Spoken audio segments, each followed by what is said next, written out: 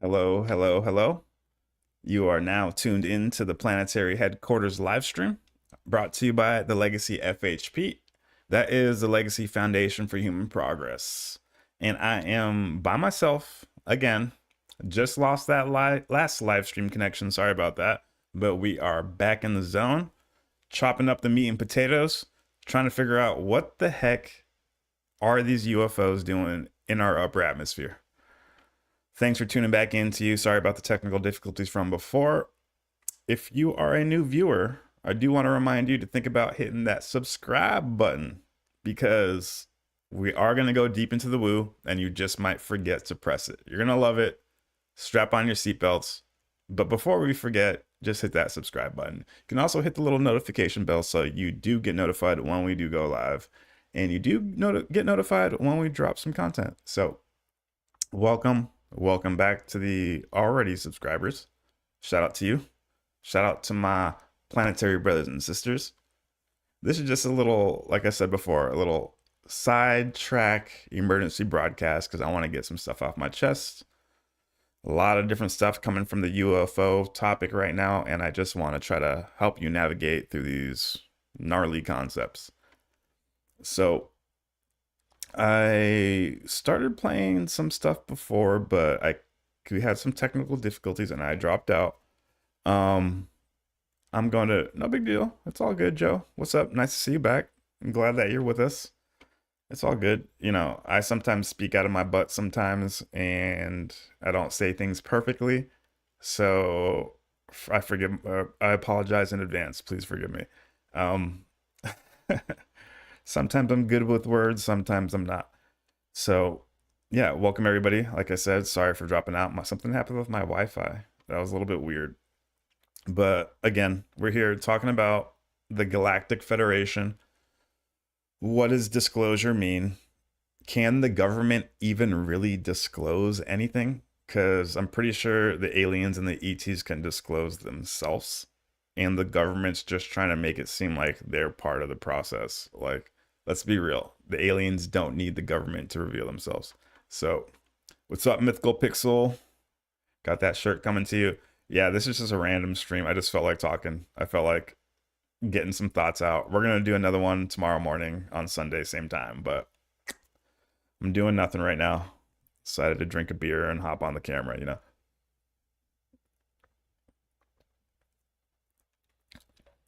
And because I watched another Jake Barber interview today, it's like every single day there's new stuff coming out, you know.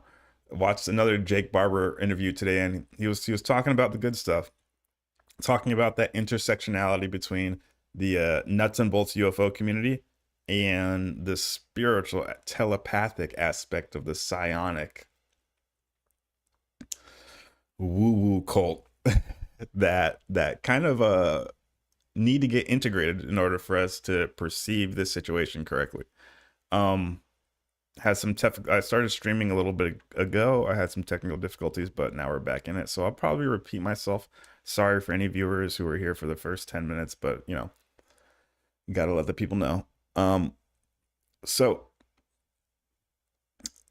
Joe, unaverage Joe in the chat got a crazy sighting in 2022. Oh, you made a report on MUFON. That's what's up. That's what's up.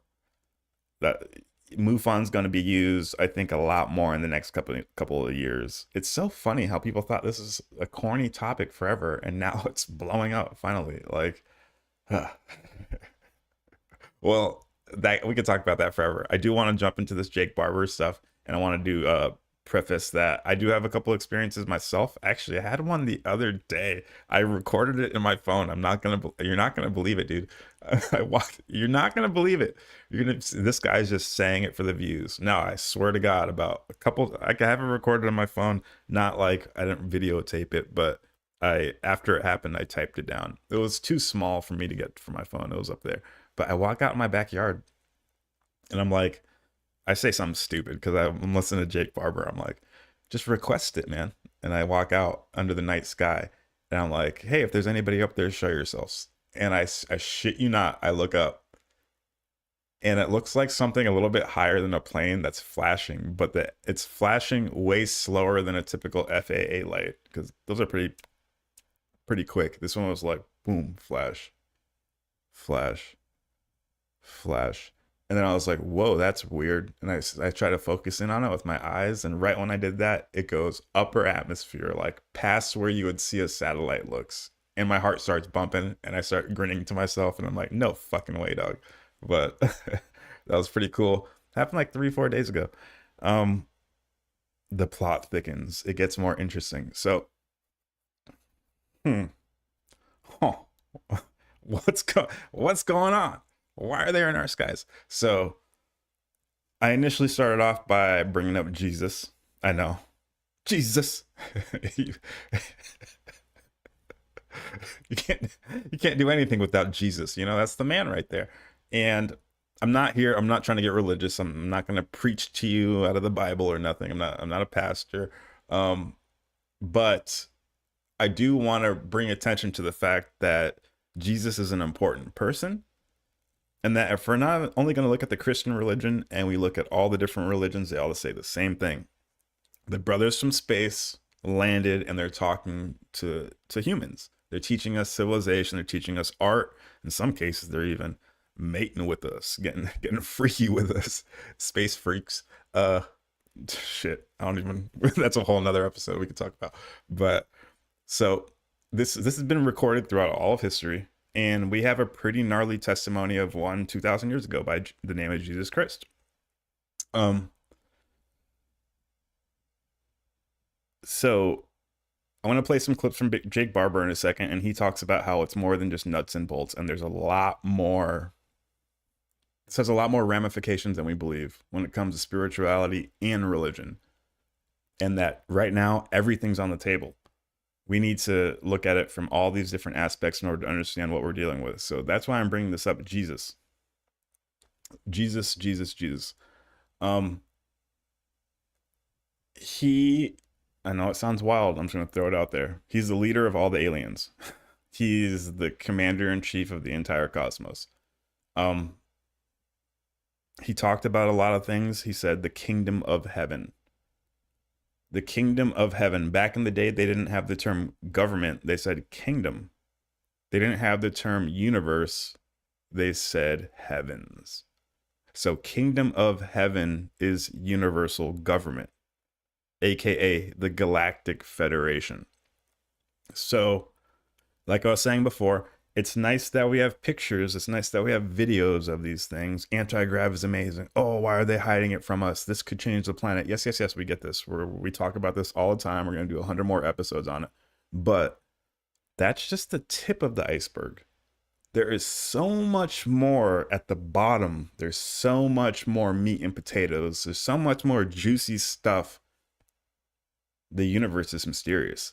Like, you couldn't believe how amazing it is once you start to realize your place in the cosmos. And just the fact that UFOs are visiting us, you can watch 100 videos back to back and be like, oh, is it real or is it not real? Is it real or is it not real? Did I see that or did I not see that? Did he see that? Did he not see that? Did he actually touch the craft or did he not touch the craft? Is Bob Lazar legit or is he not legit? Like, that's just going to keep you stuck into that trying to prove if the physicality of it is real or not. One, you should be worried about what these beings are thinking of, what these beings are believing in themselves, what these beings practice as a religion or a spiritual practice, and how can we start to understand that and how can we apply that to our society so that we could become advanced just like them. These are the important questions. Frankly, it doesn't fucking matter that they have crafts in our atmosphere. That's cool. Big deal. It's been happening since literally the very first humans. Literally. And there could be a possibility that these beings had a hand in the implantation of that first single cell that started all of evolution. What? Hot take, huh? Yeah. Panspermia. Directed panspermia. The fact that celestial beings could have seeded our planet on purpose and overwatched evolution. Sounds crazy, huh? D-Bake, you taking mushrooms. You got that thick tinfoil on your head right now. No, that's not me. That's from Watson and Crick. That's from the people who discovered the double helix, the DNA structure. Watson and Crick, the two scientists who discovered human DNA, said and believed and wrote a paper, I have it pulled up right here, that they believe the human species and the first cell that was on planet Earth that kickstarted evolution was brought to us by celestial beings. Yeah, warp speed into the woo, baby. This ain't just coming from my ass. This is coming from the people who discovered DNA. They have papers written on it, directed panspermia. And these fools are in the 1960s, 1970s, and when you read their paper, you're like, oh, wow. These guys said that if you believe that DNA evolved to man only on planet Earth, then that's the equivalent of cutting up a thesaurus, a dictionary, into a billion pieces, throwing it off an airplane, and having it all assembled perfectly back together before it hits the ground. That's this. There's more odds. That's more likely that for that to happen than it is for DNA to have evolved from a single cell on planet Earth. That was their analogy. So this isn't just coming from me. Celestial beings possibly, I think, did implant that single cell onto our planet and overwatched it. So these UFOs and UAPs, for you to be like, are they even real? Now put it in the context of what I just said. You kind of sound dumb. You kind of think dumb, right? Are they even real? No shit, they're real. The only reason you're real and you could say you exist now is because they first existed. You know, the universe is a lot more complex. And if you think that what Jake Barber's talking about, which he's fucking hitting it with a fucking sledgehammer, he's killing it. But if you think that's revelatory, which it is, don't get me wrong, but I'm saying there's farther layers. There's more. So that's what we're here to talk about. Now that he opened up the door, we're going to release the flood. We're going to open the floodgates. So exactly. That's hilarious. I was going to make that analogy later, Joe, like just like the Prometheus movie. So let's go. Let's play some stuff. Let's go. Played a little bit before. We don't need that. All right, let's just play from this. Let's see what he's talking about.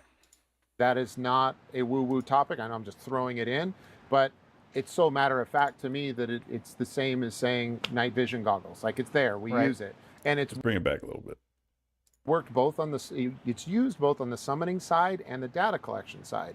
So you're saying humans summon these UAPs? Humans. There are two types of summoning that can be done that we've proven works, and we're still working with.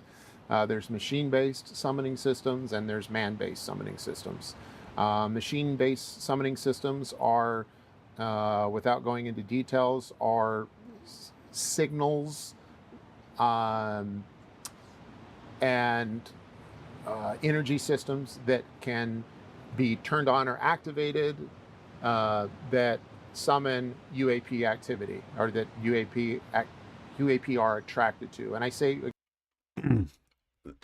that's wild right there. So yeah, he's acknowledging that it sounds woo-woo, but this is real. He's talking about humans with the ability to summon UAP, celestial beings, ET aircraft, call it what you want, ET spacecraft. And now he's talking about, well, this kind of blew me away. You can summon them with mechanical means. I don't know. I don't even know how to perceive that. My mind wants to go to obviously nuclear devices, which he mentions. Maybe something like a CERN device. Maybe if you unleash, I mean, let's be real. Okay, so planet Earth's like a zoo, like a galactic zoo, and all these high evolutionary races from other planets are probably observing us. Just like if when we go to zoos, we're like, look at them, look at the monkeys, look at the tigers. Ooh. How much more interesting would it be to observe another sentient, intelligent species going through their evolutionary process? That would be insane. I'd be like, this is the most coolest shit I've ever seen. And then they start developing these advanced technologies such as anti-grav, nuclear, cold fusion, 0 point, all that kind of stuff. When they start to research this, obviously the higher evolution, the celestial beings are going to focalize and hover over that because they want to see, wow, look at, they're finally discovering anti-grav. Wow, look at, they're finally discovering 0 point. So I'm sure that just by inventing and researching these type of topics and actually creating experiments to display these new concepts, that's going to attract the ET presence immediately, solely on the fact that because they're interested in observing how our species advances, and they want to be there to see when we make an actual advancement. Which leads us into another weird, gnarly rabbit hole. I bring up Nikola Tesla, even Albert Einstein. They would always talk about the muse, or getting information from outside of their personality. It almost seemed like when Albert Einstein did these thought experiments and when Nikola Tesla had these breakthroughs, they would say that they were, Nikola Tesla specifically said that he was making contact with ETs and they were giving him this type of information. So he's a heavy hitting inventor from our human history that the government took very seriously, because all of his journals, research is still top secret classified. After he died, they took it. Weird note, I think it was Donald Trump's great uncle or something like that, or great grandfather, who was responsible for taking Nikola Tesla's experiments, and he read them all himself firsthand.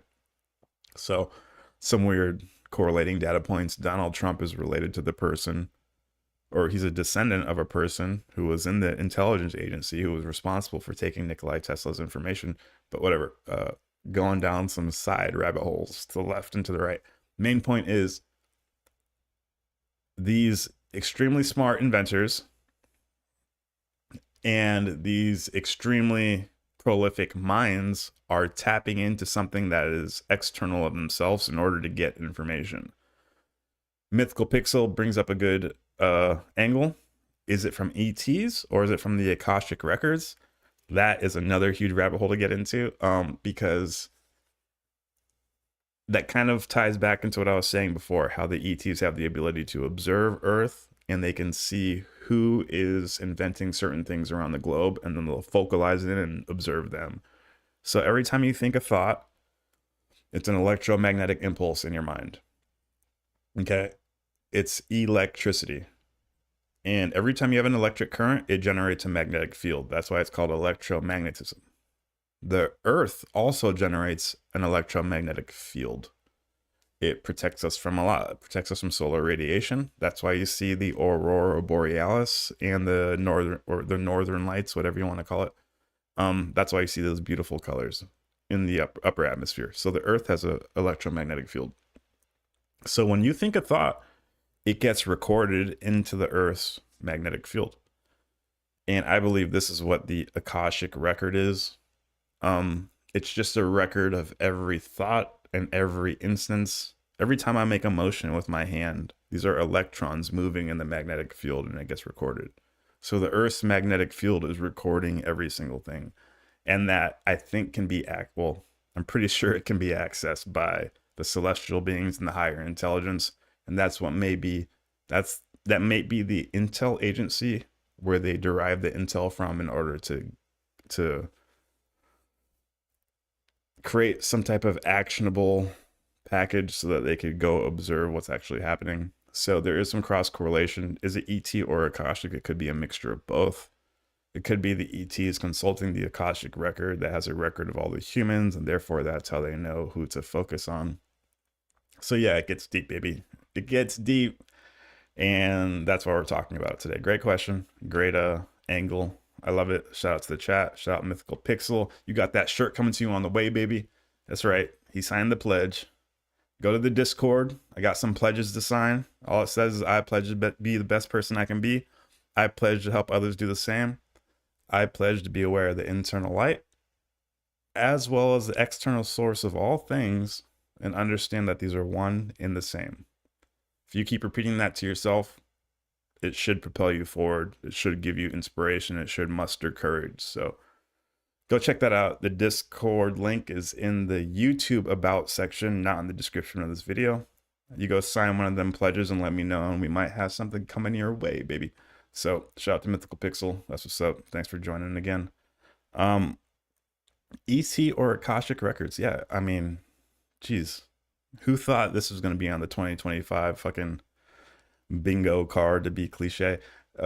Jake Barber talking about all these beings, man, and that it is more important than just the nuts and bolts. Let's keep going. What's he got to say? Again, remembering what UAP means, it's a very broad term. It's unidentified anomalous phenomenon. So unidentified anomalous shit shows up. That's a pretty broad category. Now, in order to be effective at serving as a PA, you could think of consciousness as a field. Don't think of it as this superficial woo-woo thing. Like it's literally like the World Wide Web. It's like the internet. It's always there. We can't see it. It's full of information and exciting things, but point to it. I don't see it here. Yep. Right? So where is it? You have to be able to tap into it. You need something like a Wi-Fi signal to get there. So individuals that have this gift are people that have been trained and have the talent to serve as a Wi-Fi to tap into the consciousness field where everything in the universe seems to exist or have its presence. And once you can We were kind of just flirting with this concept, talking about the Akashic record. I guess he's extrapolating it, and we talk about this on the channel a lot. The cosmic mind. Where does mind come from? We believe and we teach that the mind is non-local. It's not my mind. I'm tapping into the cosmic mind, and I'm using it. I'm manipulating it through my personality will. Okay. So your personality is like the foundation of yourself. Every single person is a mind, a body, and a spirit in conjunction. I have a mind, body, spirit. You have a mind, body, spirit. We all have mind, body, spirits. And the thing that holds the mind, body, spirit complex together is your specific personality. No matter how smart I get, no matter how buff and jacked I get, no matter how good I can meditate, no matter how much I increase my mind, body, and spirit, you will still recognize Dedrick through this personality aspect. And that personality is unique. My personality is unique. Your personality is unique. But they all hold the mind, body, spirit template together. So keeping this in the back of your mind and understanding that your mind pretty much the entire universe has like an energy bandwidth pervading through it. There is a big Wi-Fi band that pervades the universe. And when you get born, your instrument has the ability to tap into that Wi-Fi network, that cosmic Wi-Fi. And stars themselves are the Wi-Fi nodes or the Wi-Fi routers. So I know it sounds crazy. Stars are like repeaters for the cosmic Wi-Fi. So let's imagine the entire universe, and there's a central point. Let's say the central point is where God resides. And he's emitting this Wi-Fi, this cosmic mind. And every planet gets to tap into it. And because of this gift, we have the ability to use mind. As there's more stars that get farther away from the center of the universe, these stars act like Wi-Fi expanders or Wi-Fi nodes to keep broadcasting the Wi-Fi deeper into the cosmos. Apparently Earth exists on the very far edge of the entire cosmos. We're one of the farthest planets away from the source, and that's why our planet's kind of screwed up and weird. It gets a lot more complicated than that, but for the most part, that's what's happening. So Earth is at the edge of the entire cosmic disk, cosmic cone, call it what you want. I see a gnarly picture in my mind. I don't know if I want to bore you with this complexity, but fuck it. That's why we're here. So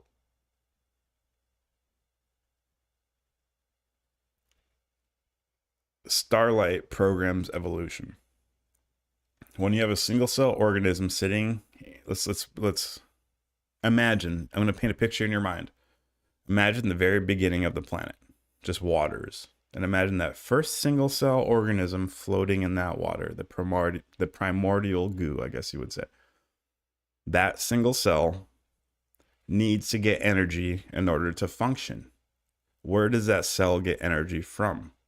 The cell gets energy from our local star, the sun. The sun's light is beaming and hitting that single cell. And that single cell uses that light for photosynthesis. Look at plants. Plants look at this, they gather their food from the sun. So now let's imagine this single cell constantly getting bombarded by our sunlight. But the thing is, you don't only get hit by our sun, you get actually hit by all the other stars as well. So, at night when you look at a star, you can only see that star because the light is traveling all the way across the universe and literally touching your eye. So when you're looking at a star, you're in contact with that star. And newsflash, you don't have to be looking at that star in order to stay in contact with it. You can close your eyes and turn your head, and that star will still be hitting the back of your head. So now you're getting hit by light from all of the stars, and every star is a specific wavelength or vibration, right? Let's go back to the single cell. So that single cell floating in that water is not only getting hit by our sun's starlight, it's getting hit by all of the stars' starlight at different vibrations. Waves and troughs, ups and down. Think of a wave. Every star is giving off a different wavelength, faster or slower. While our star is closest, we're getting drilled by those celestial waves, that celestial radiation. Over time, this cell evolves to plants, to animals, to all the way up to humans, right? But that entire time that cell is evolving, it's getting hit by different starlights, different rhythms. And that is why you have different rhythms within your body. You have a heartbeat, boop, boop, boop, boop. You have lungs, the exhale, exhale. When you fall asleep on your pillow, you feel your temples vibrating. Boop, boop, boop, boop, boop, boop. You have a bunch of different rhythms within your body, biosphere, call it what you want. You have a bunch of different rhythms that exist within your mind, body, spirit complex. And these were programmed in you from the inception of that single cell that evolves up to man. That directed panspermia theory that Watson and Crick talked about. So stars literally program evolution. You get what I'm saying? You take away the star, nature, evolution dies. Okay. So stars program evolution. And that's why I'm trying to say that stars act as Wi-Fi nodes or Wi-Fi repeaters or Wi-Fi extenders. You can go deep into the dark vacuum of space, but if you put a star in there, all of a sudden life can start evolving. So that's what I'm talking about when you picture this cosmic mind circuit. It's not just some woo-woo crap. It's not just some weird theory or concept. It's actually the basis of reality. It's how we interact and interface with cosmic reality. And you need to realize that this circuit is not just available to individuals. We're all tapping into it. And not only the human species, but ET species, aliens, they're tapping into this cosmic circuit as well. So I believe that is what's happening when the psionics teams are making contact with these ET crafts. They're establishing a communication and transferring data via this mechanism. So yeah, that's what I believe.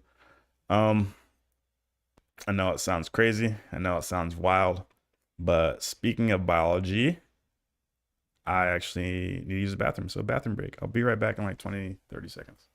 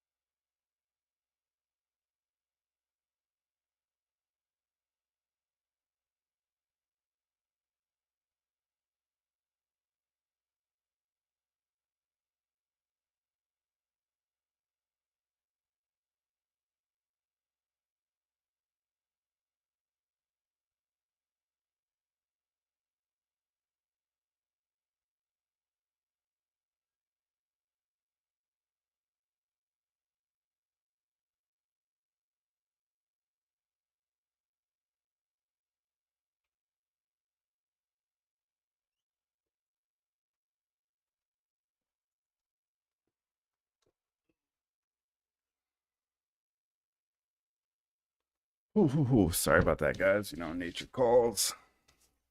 Hands all wet. But yeah. Have any PA described the process publicly? No, I was thinking about that earlier today. I really want one of these guys to come forward, or a member of the ground retrieval teams to come forward, just like that Michael Herrera story where he saw a ground team that was transporting PAs or psionic assets. I'd like for someone to come forward, but those guys are so deep in the program, they're probably worried about their life, their wife and kids. You know, I don't know. That would be really cool if somebody decided to come out. So you never know. 2025 is gonna be a crazy year. So, and shit, the legacy, this channel, we're about to start doing our own psionic summonings in CE5, and we're gonna record it too, and hopefully live stream it so you guys can be there with us. So, shit, we might be able to claim that we have firsthand experience and let you know how it works. So, because we got some stuff cooking up. Yeah, some a team of Green Berets we're gonna do this with, so it'll be cool. Let's see, let's jump more into this stuff. Let's get deeper into the woo with Jake Barber. Come on, what's he talking about? Let's see.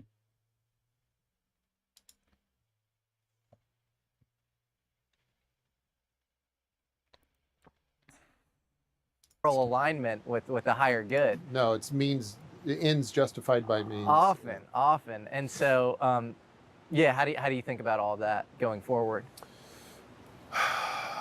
Man, I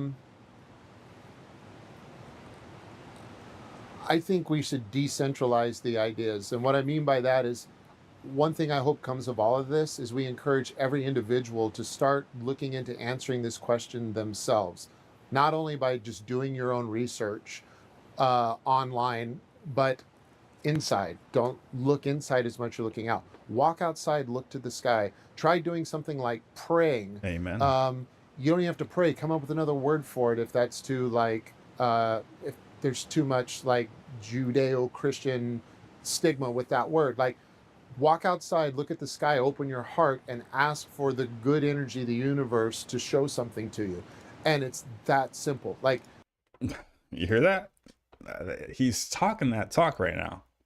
You would, if you didn't know anything about him, you'd think he has crystals in his pocket, is about to light some sage up and channel the ETs. That's wild talk. And he doesn't care about prayer, meditation, call it what you want. Don't focus on the word. We're talking about interfacing with the cosmic mind and being able to communicate with the ETs. Is this the spiritual experience of angels or the experience of nirvana from the Buddhist faith that these different type of yogis are trying to achieve? It's all starting to I guess coordinate with itself. It's all starting to integrate with itself. It's all coming full circle from the nuts and bolts to the woo. I just thought of the meme, nature is healing, you know, planet Earth is healing. Yeah, Mythical Pixel, seriously, I think he did imply that there could be some damage done to the psionic assets, but I think it was due to trying to enter the state from a militarized point of view, because this is a divine mechanism that we should all be using for positivity. And that if you go into this state from like a militaristic, trying to take advantage point of view, I don't know, there could be some feedback loop that screws with your mind. I can't say I'm there, but I know he kind of implies that there could be damage done if you're doing it incorrectly. And just use your heart for that. You know, if you're doing it with nefarious intentions, just like if you walk around with bad intentions, live by the sword, die by the sword, right? If you walk around trying to get into a fight, don't be surprised you get fucked up, you know? Same shit. It happens on a universal level too. Captain Kirk, what's up, Captain Kirk? Nice to see you. The verdict is still out for me on the egg. Yeah, honestly, dude, I'm egged out. I'm so tired of the egg subject. I can't even cook breakfast in the morning without fucking puking, dude. I don't care about the eggs. It is a cool video. If it's real, it's real. But like I've been saying the entire time, how many videos can we look at and be like, is that real or isn't it real? And who cares if we even figure out it's a real video? And then what? Now, what are the ramifications of this? Who are these beings? What do they believe in?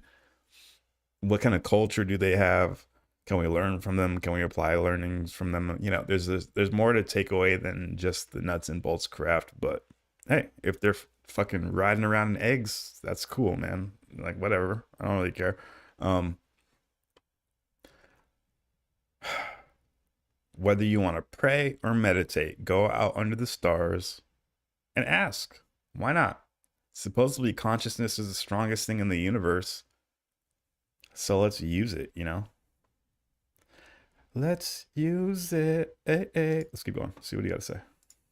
Stuff can happen in our experience just by doing that. You talk about the hitchhiker effect, and I shared that most of my experience has been positive, but I haven't shared that stuff has followed me home and that my family sees it. We have stuff show up over our house. We have a UAP we call the Angel that shows up, and it looks like it has oar wings. It's blue, and it comes in, materializes, hangs out over the house. It's seen by neighbors. It's seen by everybody, and then it's gone. It shoots into outer space. The classic, the wings, Pixels, that describes a corny seraphim, you know, like an ancient kind of Hebraic angel. Sorry, Mythical Pixel got me laughing in the chat over here. Sorry, that was a good one. I think we should decentralize the ideas. And what I mean by that is, one thing I hope comes of all of this is we encourage every individual to start looking into answering this question themselves. Not only by just doing your own research online, but inside. Don't look inside as much as you're looking out. Walk outside, look to the sky. Try doing something like praying. You don't even have to pray. Come up with another word for it if that's too like, if there's too much like Judaism. Sorry, I did rewind it a little bit too much. I'm just pausing it here because I do not want to get a copyright strike. You know, you can't play videos for X amount of time. Unfortunately, one of our other sick live streams got pulled. Actually, the first time we talked about the egg story got pulled because we played it for a little bit too long. So that sucks. And I think that's enough. Let's keep getting back into it. Yep. Judeo-Christian stigma with that word. Like, walk outside, look at the sky, open your heart, and ask for the good energy of the universe to show something to you. And it's that simple. Like, stuff can happen in our experience just by doing that. You talk about the hitchhiker effect, and I shared that most of my experience has been positive, but I haven't shared that stuff has followed me home and that my family sees it. We have stuff show up over our house. We have a UAP we call the Angel that shows up, and it looks like it has oar wings. It's blue, and it comes in, materializes, hangs out over the house. It's seen by neighbors. It's seen by everybody, and then it's gone. It shoots into outer space. The classic, the wings, that describes a seraphim, you know, like an ancient kind of Hebraic angel. And so, that's gnarly, huh? That's gnarly. So now he goes deep. He didn't reveal this in any other interview. I mean, there's only like 2 or 3. He's doing a little tour right now. So let's see if he increasingly reveals more while he does this tour. But that's interesting. Seraphim. He pronounces it seraphim, whatever, seraphim. The traditional angel from the Bible, the colloquial angel from the Bible. Barber over here talking about there's ones that follow him home, that have wings, that hover over his house, that the neighbors see and his kids see, and it gives him a positive feeling. Let that sink in for a second. Yeah, the hottest dude out right now who's talking about UFO crash retrieval, special forces, NATO confidential top security clearance is talking about angels above his house. Let that sink in. My dad's an officer in the Marine Corps, okay? I'm a military brat. I would have never connected those two concepts in this arena. You get what I'm trying to say? This is groundbreaking right here, dude. This is monumentous. I do want to talk about this a little bit. I got some quotes pulled up. Talking about morphic resonance over here. Hell yeah. So, let's talk about some angels, okay? Because Jake Barber, I mean, shout out to him. He don't know me, but if he ever watches this, then I could shed some light on what you might be encountering. So, as you guys know, we have the Forbidden Scrolls podcast. We like to read all the most obscure books we can get our grubby little fingertips on. We have another episode coming out next week, so stay tuned for that. One of our first episodes since we started live streaming. So yeah, if you have a cool book that you want us to read and give our analysis, definitely join the Discord and give us that suggestion, and we will analyze it. We will go through it with a scalpel and figure out what's hot, what's not, pretty much. But this is one of the books we found along the way. It's called the Urantia book, which is fucking gangster shit, so go check it out. This is so they claim to have the entire missing years of Jesus, and this is why this is so interesting. Jake Barber bringing up communication with the psionics, everything that was woo-woo in the past, now we have to retake a look at, So there are some books that supposedly were derived from ET sources. Some famous ones are The Law of One, ET 101. Dolores Cannon has some cool stuff. There's also some really cool texts out there, like the Keys of Enoch and the Urantia book.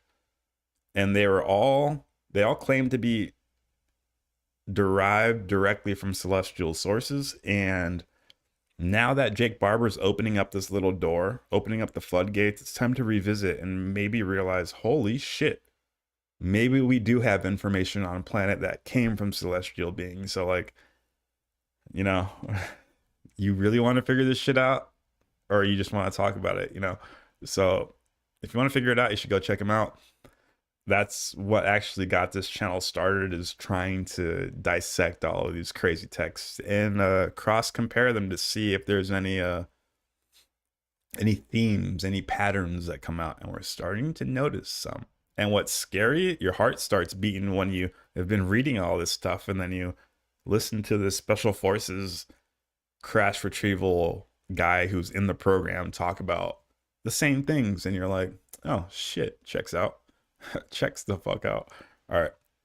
So this from the Urantia book. This is from Jesus. They claim that these are the words of Jesus. So check it out. So as they journeyed up from the hills from Jericho to Bethany, Nathanael walked most of the way by the side of Jesus, and their discussion of children in relation to the kingdom of heaven led indirectly to the consideration of the ministry of angels. Nathanael finally asked the master this question. Seeing that the high priest is a Sadducee, and since the Sadducees do not believe in angels, what shall we teach the people regarding the heavenly ministers? Then, among other things, Jesus said, y'all ready? The angelic hosts are a separate order of created beings. They are entirely different from the material order of mortal creatures, and they function as a distinct group of universe intelligences. Angels are not of that group of creatures called the sons of God in the scriptures. Neither are they the glorified spirits of mortal men who have gone on to progress through the mansions on high. The mansions on high, remember that, mansions. Angels are a direct creation, and they do not reproduce themselves. The angelic hosts have only a spiritual kinship with the human race. As man progresses in the journey to the Father in paradise, he does traverse a state of being at one time analogous to the state of angels, but mortal man never becomes an angel. The angels never die, as man does. The angels are immortal unless, perchance, they become involved in sin, as did some of them with the deceptions of Lucifer. The angels are the spirit servants in heaven, and they are neither all wise nor all powerful. But all of the loyal angels are truly pure and holy. And do you not remember that I said to you once before that if you had your spiritual eyes anointed, you would then see the heavens open and behold the angels of God ascending and descending? It is by the ministry of the angels that one world may be kept in touch with the other worlds. For have I not repeatedly told you that I have other sheep not of this fold? And these angels are not the spies of the spirit world who watch upon you and then go forth to tell the Father the thoughts of your heart and to report on the deeds of the flesh. The Father has no need of such service, inasmuch as his own spirit lives within you. But these angelic spirits do function to keep one part of the heavenly creation informed concerning the doings of another and remote part of the universe. And many of the angels, while functioning in the government of the Father and the universes of the sons, are assigned to the service of the human races. When I taught you that many of these seraphim are ministering spirits, I spoke not in figurative language, nor in poetic strains. And all this is true, regardless of your difficulty to comprehend such matters. Many of the angels are engaged in the work of saving men. For have I not told you of the seraphic joy when one soul elects to forsake sin and begin the search for God? I did even tell you of the joy in the presence of the angels of heaven over one sinner who repents, thereby indicating the existence of other and higher orders of celestial beings who are likewise concerned in the spiritual welfare and with the divine progress of mortal man. Also are these angels very much concerned with the means whereby man's spirit is released from the tabernacles of the flesh and his soul escorted to the mansions in heaven. Angels are the sure and heavenly guides of the soul of man during that uncharted and indefinite period of time which intervenes between the death of the flesh and the new life of the spirit abodes. And he would have spoken further with Nathanael regarding the ministry of angels, but he was interrupted by the approach of Martha, who had been informed that the master was drawing near Bethany by friends who had observed him ascending the hills to the east, and she now hastened to greet him. So yeah, a little bit of insight from the Urantia book. Pretty interesting, right? It seems like a first-hand account from an angel who was there and observed this. Shocker, right? Really cool. I guess Jesus would have spoken more to little Nathanael, but he was interrupted by Martha. I'm pretty sure the sister of Lazarus. I might be mistaken there, but I think that's who he's talking about for Martha. Yeah, so it's just showing you that angels are real. So the universal government has different types of beings in it. The entire cosmos is divided into, they say, sons of God and daughters of God. I don't know why they use that term. This book was written in the 30s, so it's a little out of date, almost 100 years old. But they say that there are physical beings, and that's what we belong to. We're sun beings, and then there's purely angelic beings, which would be called the daughters of God, and those would be called the seraphim, the seraphim, the seraphic hosts. They're just the traditional angels of the Bible, and that's what I believe that Jake Barber is experiencing. And it's not like just some, like he's saying, it's not just some woo-woo crap. It's something that him and his family and his neighbors experience. So these beings are real. So I do want to pull some more. This is from a different part of the Urantia book. I read it before, but you guys love it. Your conventional idea of angels have been derived from the following way. During moments just prior to physical death, a reflective phenomenon sometimes occurs in the human mind. And this dimming consciousness seems to visualize something of the form of the attending angel. And this is immediately translated into terms of the habitual concept of angels held in that individual's mind. The erroneous idea that angels possess wings is not wholly due to olden notions that they must have wings to fly through the air.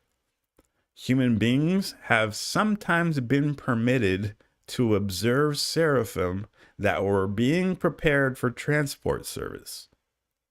And the tradition of these experiences have largely determined the Urantian concept of angels.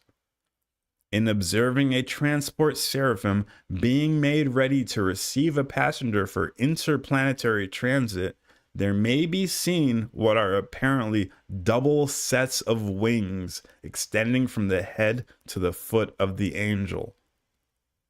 In reality, these wings are energy insulators or friction shields. Okay, so remember that. Remember that while I'm about to play this next clip. So it just told you right there that you see many people who see the seraphim think they see wings, but those aren't wings.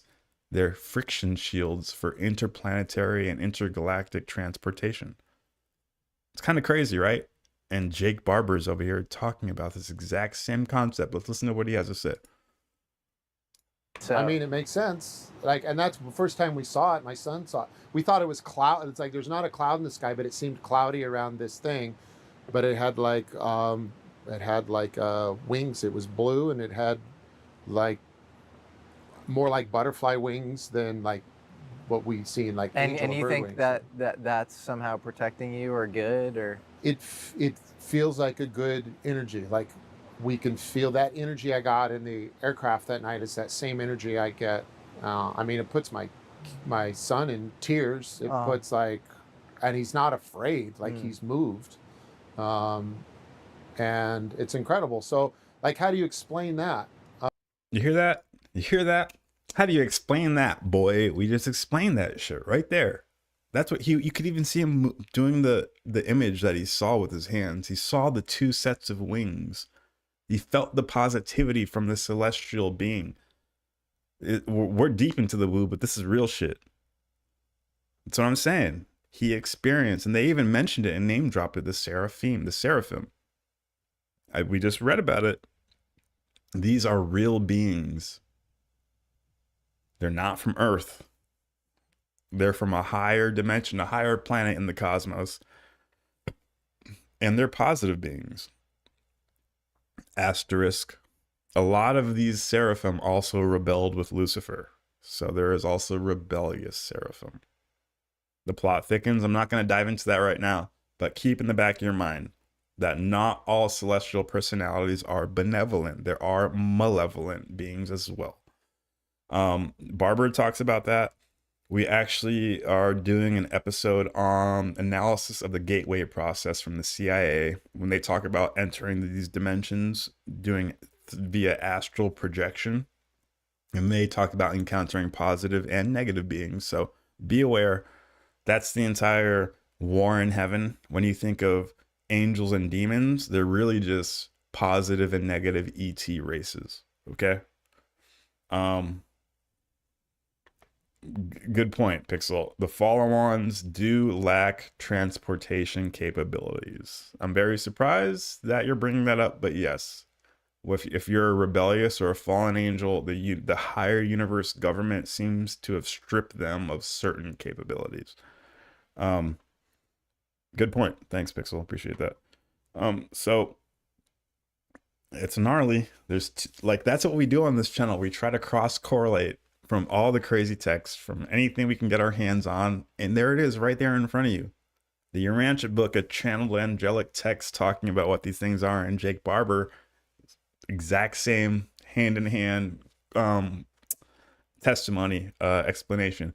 I hate the fact that one of our live streams got pulled. We're going to try to get it back up on, but it got taken down. Diana, was it Paluska? I say it Pulsaka. I say it terribly. Pasulka. I think it's Pasulka, but I say it terribly. She talks about this. She has a book about this, and she comes from the religious background. and she was studying how angels had contacted humans throughout history, and she thought it was fake, or not. She thought it was. She was detached from it. She was studying it from an outside point of view. Then all of a sudden, she realized, oh, this is still going on, and it's happening to the ET UFO community. So that's an interesting point. How can we tie the nuts and bolts ET craft to spiritual and angelic beings? This is a reality. I mean, special forces operators are talking about this. So I love it. I love how it's talking about that. I know that the title of this is, will we be admitted to the Galactic Federation? Will Earth be admitted to the kingdom of heaven? It's a complex and tricky subject. I like how Jake Barber is opening the door, and when you open the floodgates, you expect a flood. So y'all ready for some water? I'm about to fucking say that shit. So the angelic organization, the cosmic organization. So like I said before, Jesus was the leader of all the ETs, all the angels. He was the president of the cosmos, okay? If you want to think of the cosmos, you want to think of it organized. So think of the United States. Think of 50 different states, and all states have governors, mayors, and representatives in Congress, So there's a hierarchy of command from the city, state level, all the way up to the national presidential level. Okay. That's a hierarchy of command. The cosmos is set up a very similar way. The universe is sectored out, and there is beings that are in charge of every different sector.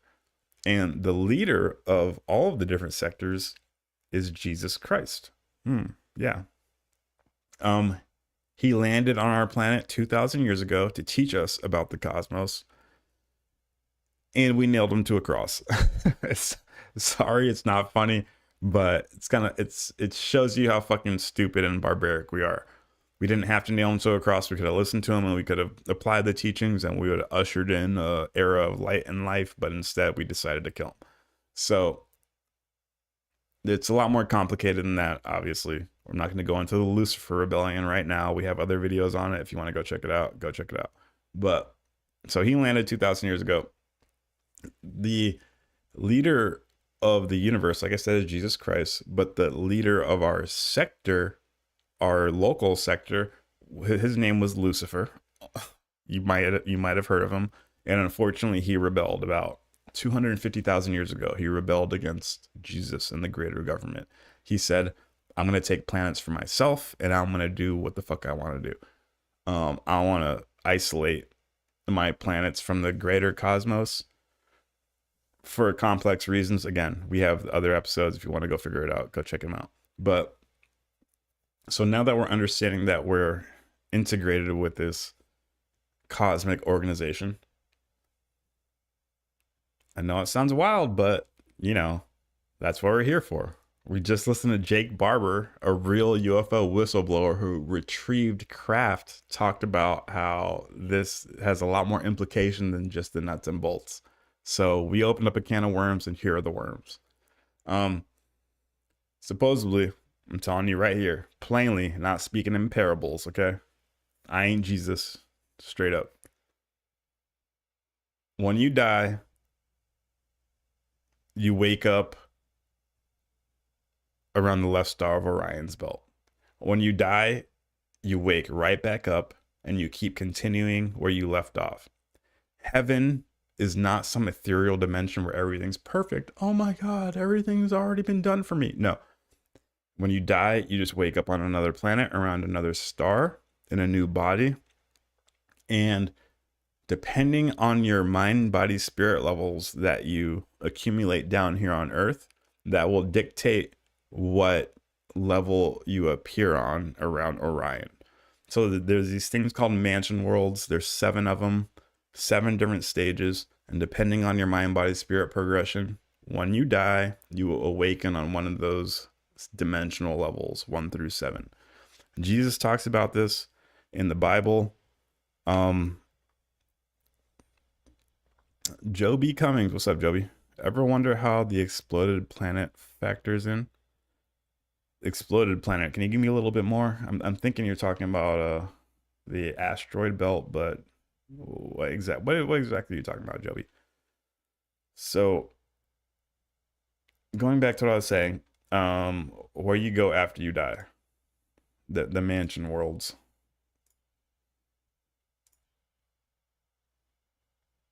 Let's see.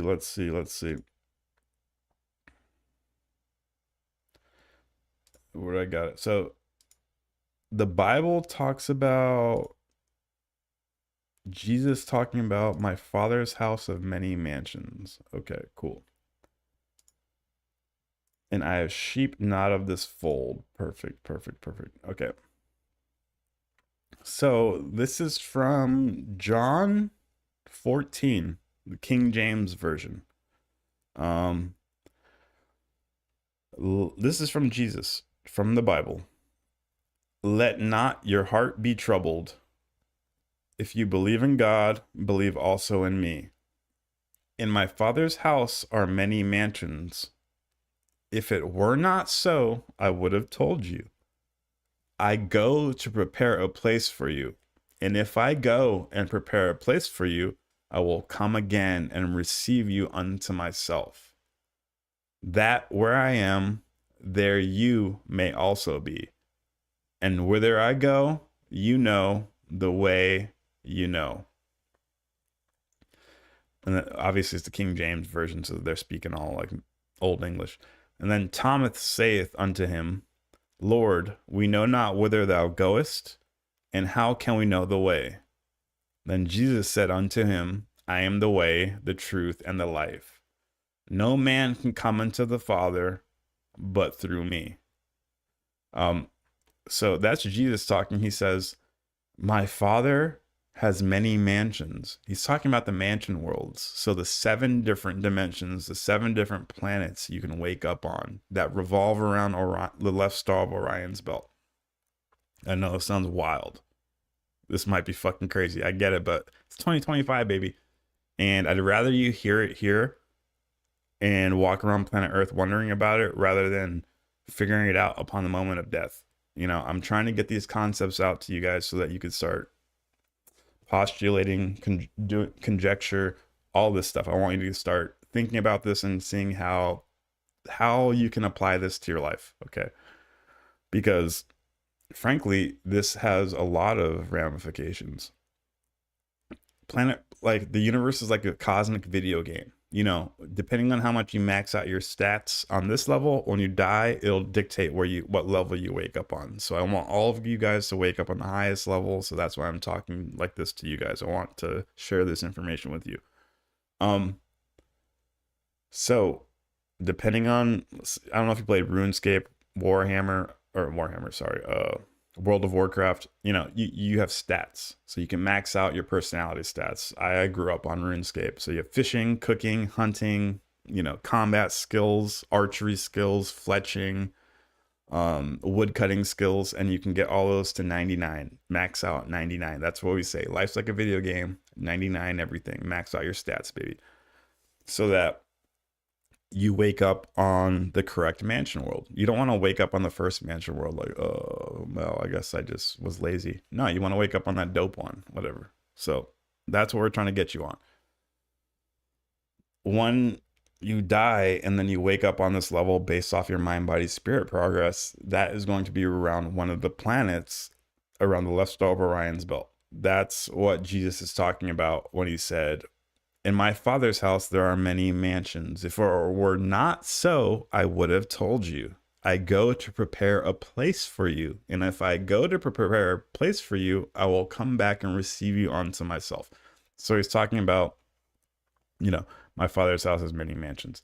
He's talking about the kingdom of heaven and understanding how it's organized, you know. So this is what he's talking about.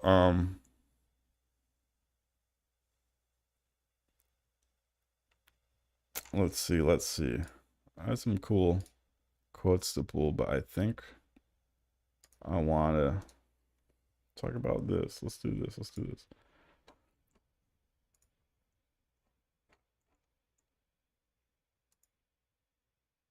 Okay, so the seven mansion worlds. It says the creator son, when on Urantia, spoke of the many mansions in the Father's universe. In a certain sense, all 56 of the encircling worlds of Jerusalem are devoted to the transitional culture of ascending mortals. But the seven satellites of world number one are more specifically known as the mansion worlds. Okay. No, it's all good. Oh wow, okay. Okay, Joby.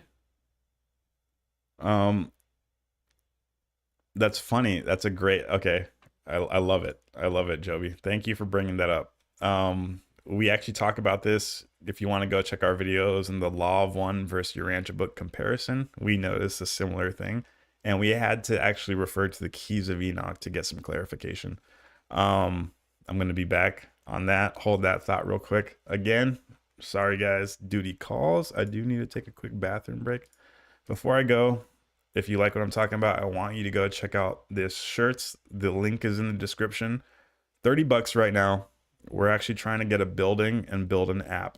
So any contribution helps. It costs us $21 to make the shirt. We're only making a $9 profit. Link is in the description. When you contribute, you help others have access to what we're talking about. Get other mind, body, spirits conscious of the information that we're talking about here. So go check it out. I'm gonna go use the bathroom real quick, but if you want to go buy it, let me know.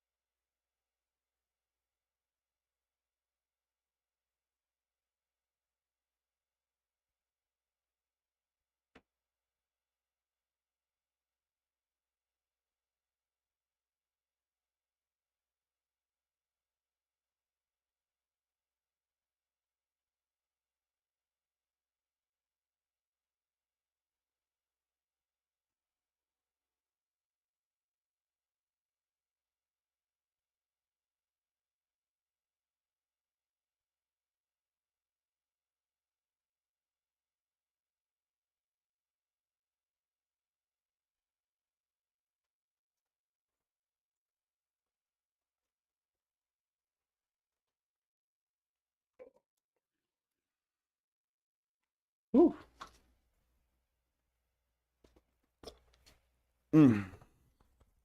All that beer, haha. You guys got me pumped up. But yeah, okay. So I say, yeah, go check out the shirts. Let me know, because join the Discord, and if you're gonna buy one, let me know. Give you a little discount. Go sign that pledge. Go sign that pledge, baby. I pledge to be the best I could be. I pledge to help others do the same. I pledge to be aware of the internal light as well as the external source of all things, and understand that these are one in the same. That's the Legacy FHP pledge. We have the pledges in the Discord. Go sign that. Let me know, and we can give you a little bit of discount on that shirt. So hit me up. But Joby Cummings, exactly. So Law of One is funny. So they talk about the Orion group, and unfortunately that has led to a lot of negativity, thinking about beings coming from the Orion's belt system. The Orion group, they say, yeah, is negative. They are STS, service to self, as opposed to STS, service to others. The Keys of Enoch and the Urantia book give further clarification. So it says the left star of Orion's belt since the beginning of time has been the positive ascension gateway for our planet. So when you die, you're going to go through that ascension circuit through Orion. That has been the traditional one, and that's where the positive ETs are on the left star of Orion's belt.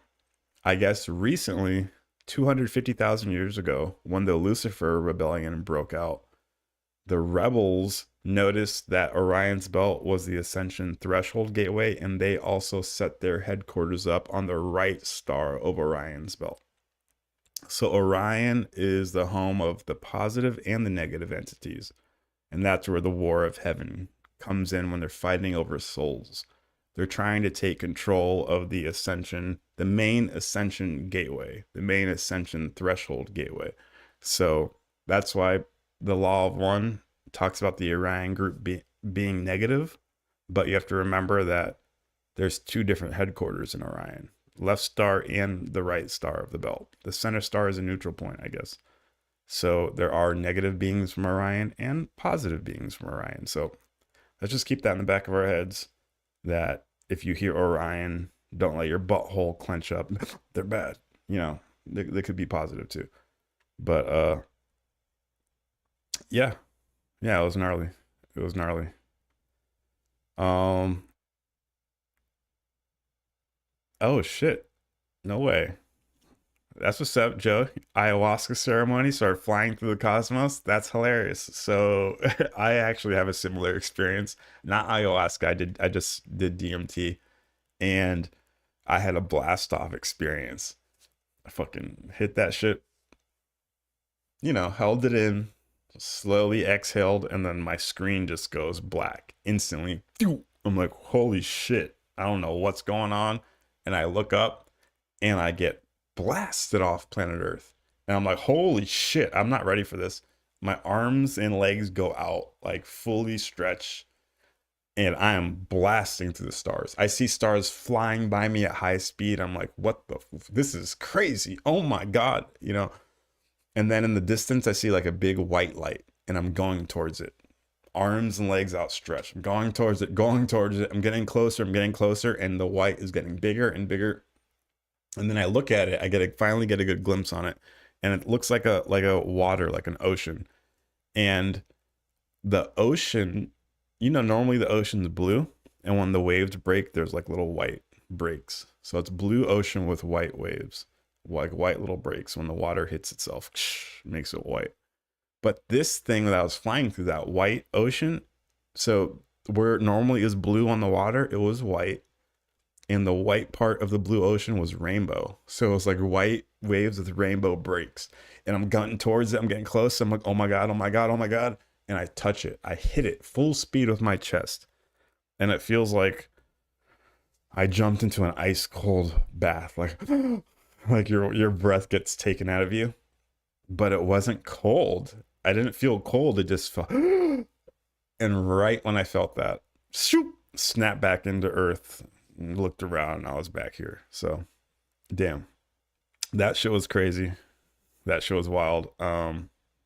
Yeah. So that was my DMT experience.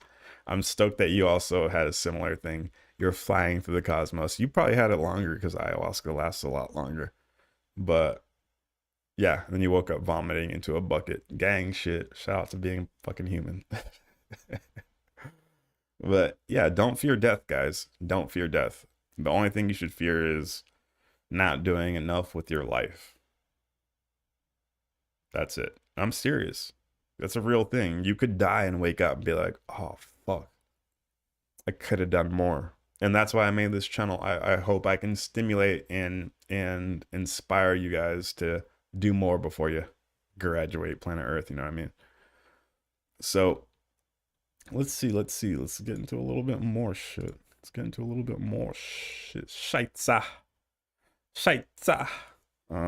Let's wrap it up. We got about 15 more minutes. This is just off of whims, so I hope you guys enjoyed it. I know I'm talking out of my ass, but the main thing I want you guys to leave this with is that there is more than just the nuts and bolts aspect to this entire thing. There is a spiritual aspect, and it gets a lot deeper than you think. A lot deeper. So, let's see what this fool has to say. Let's see if we can get any final thoughts. Let's fucking wrap it up. If you are new here and you're checking it out, I want you to remind you to hit that subscribe button so you are up to date with all the Celestial broadcasts. Really helps us out. Leave a comment if you can. Don't forget to like the video because that gets us into the algorithm so that other people can actually check it out. So, what's this fool Jake Barber got to say? This is all the more reason like why I'm excited to like move forward in this new venture, and the fact that we have we have created our own autonomy, and that we're going out, we have a budget, we're operating, and we're in a public-private partnership. And I hope to answer all these questions. Um, uh, if all things go well, before, I'm trying not to say a date, but within the first half of 2025, we hope to do a demonstration and invite key members of the public from institutions, and demonstrate this, and maybe even get something to the ground. If we can do it legally in coordination with our government partners, which we have to do. We can't just go rogue and do this without them.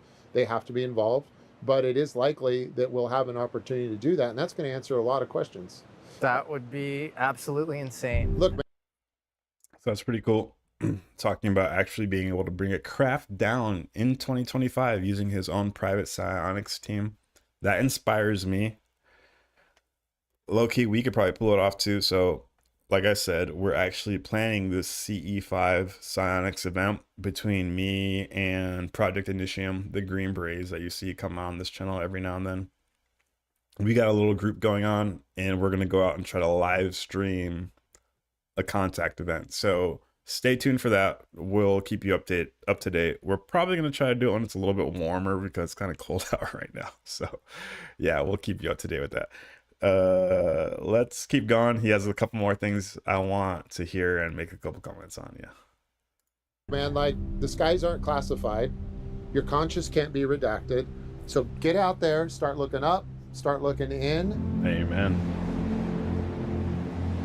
No, yeah, that's part of the reason I'm here is because, you know, I just became a dad of a daughter. How the hell is Logan Paul even in this lady, conversation? I don't even. This responsibility for helping at least to shape a positive world that heads towards progression in the right direction. And he's speaking that real shit, though. Disclosure is a much bigger conversation that will open a lot of people's eyes. One thing you said to me on the first phone call we had is, you know, people talk about this feeling of ontological shock, where it's like, it's really hard for a lot of people to face the reality that their entire worldview is being challenged.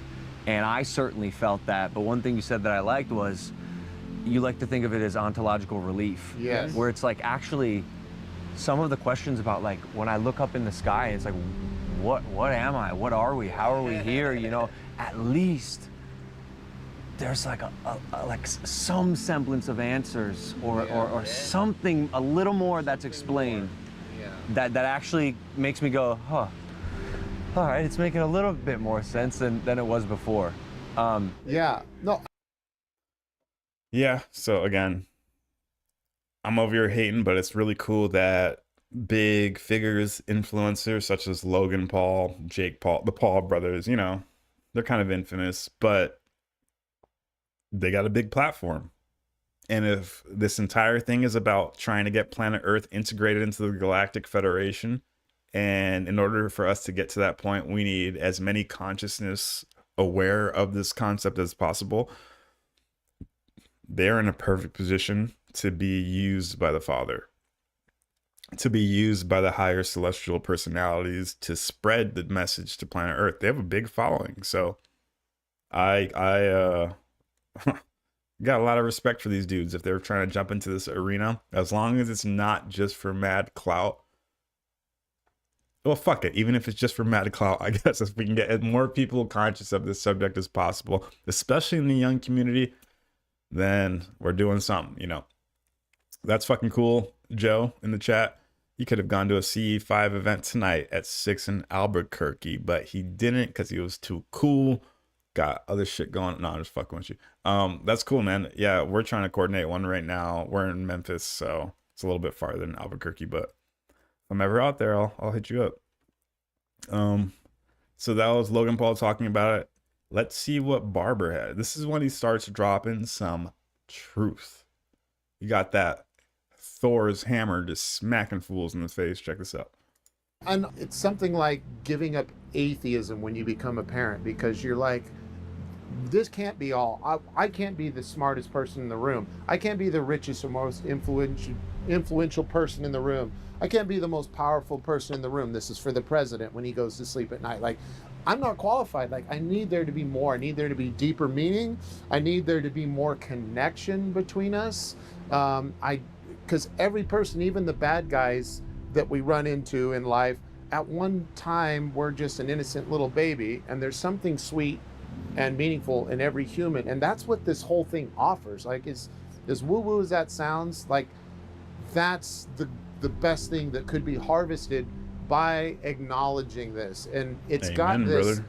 this cold military, political, industrial like stigma attached to it, but that's not it. It's not about like flying equipment, like, oh, can we get in a flying saucer and like get to London in 2 minutes, or could we get there yesterday because now we know, like, screw all that. The real implications Amen. are way more powerful, and it's realizing that there is something else out there that's maybe not extra at all. It's something that's part of us. It's like outer space versus inner space is all the same. And so I hope there's something really beautiful on the other side of this, which is why we need more people involved. We need religious communities involved. We need the leftist, most tree-hugging spiritual people to get into this thing that's been controlled and it's been locked up by the most like tyrannical right-wing leaning people.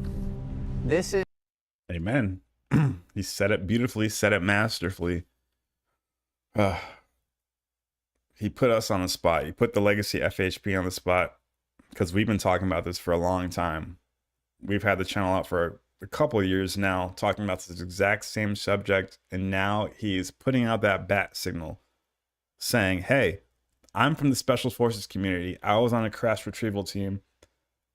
I know this. I know it's more spiritual than just the nuts and bolts, and now we need you guys. That's why he's getting out on these platforms, screaming at the top of his lungs from the top of a roof. We need you guys. We need you watching this. We need me presenting this. All of our information, all of our personalities linked together in one unified energy. If we can come together and not treat it like some half-ass shit, we're like, yeah, that's cool, yeah, whatever. If we actually put energy towards it, we might, in our lifetime, see planet Earth integrate with the Galactic Federation, and that is cooler than the internet coming out. It's cooler than cell phones. It's cooler than AI. It's cooler than Y2K. The coolest fucking thing to ever happen in planetary history is us integrating with the Kingdom of Heaven, the Galactic Federation. So I'm saying, are we going to be able to do this?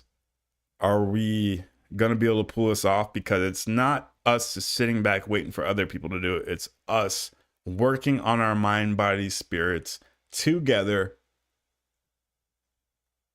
and possibly using our spiritual capabilities to put out a hand to the cosmic brothers, and hopefully they'll reach down and grab it. You know what I'm trying to say?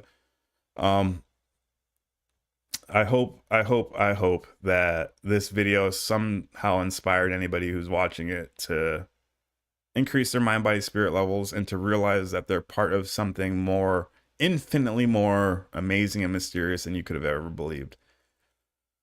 Everybody likes to joke about it. Oh, it's like what everybody does. When you meet people in reality, everybody's complaining. Oh, is it Monday yet? Oh, I'm so tired. Oh, my brain's not working. It's like the first thing people go to is just negativity.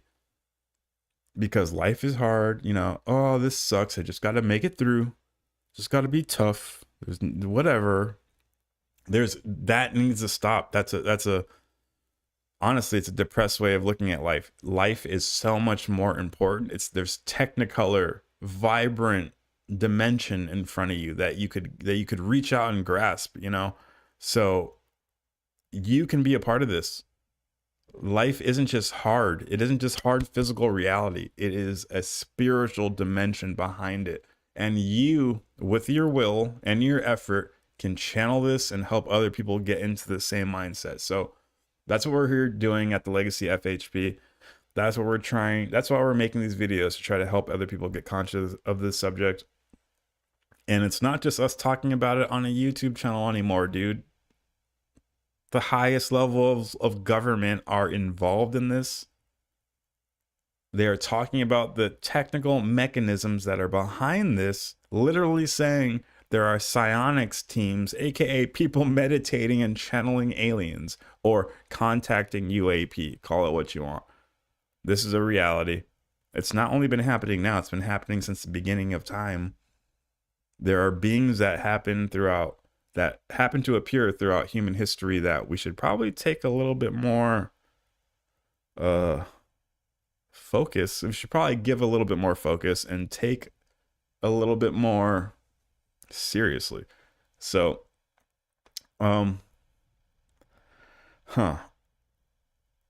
we got another live stream coming out in the morning, so I'm not gonna keep just vomiting all this information all over you guys. Tune back in. Will be 10:30 a.m. tomorrow CST. This is literally just off the top of my brain. I wanted to get some stuff off my chest because I feel like a lot of people are too focused on just the craft retrieval, and that we need to start thinking about the spiritual ramifications of this event. So thanks for tuning in, everybody. Again, if you like what I'm saying and you're not a subscriber, hit that subscribe button, hit that notifications so you are up to date, so you do know when we do go live and we do drop a new video. Hit that like button because the likes help us get this information to other people. And if you really love what we're talking about, you can go buy yourself a shirt. There you go.